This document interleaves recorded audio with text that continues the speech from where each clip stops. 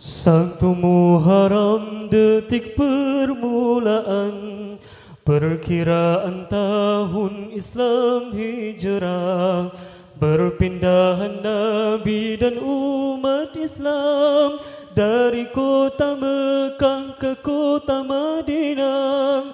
Satu Muharram detik permulaan perkiraan tahun Islam Hijrah, perpindahan Nabi dan umat Islam dari kota Mekah ke kota Madinah, atas keyakinan dan iman yang teguh. Kaum muhajirin dan ansar bersatu, rela berkorban harta dan nyawa demi menegakkan Islam tercinta.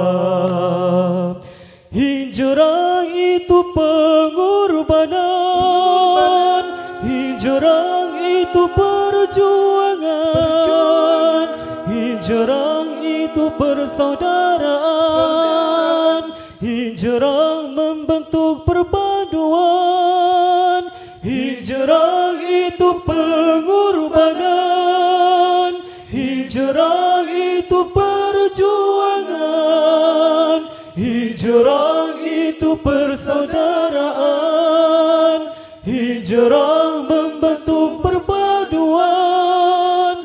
Oleh itu mari semua kita sambut ma'al hijrah, tingkatkan semangat, tegakkan syiar Islam untuk sepanjang zaman, untuk sepanjang zaman, untuk sepanjang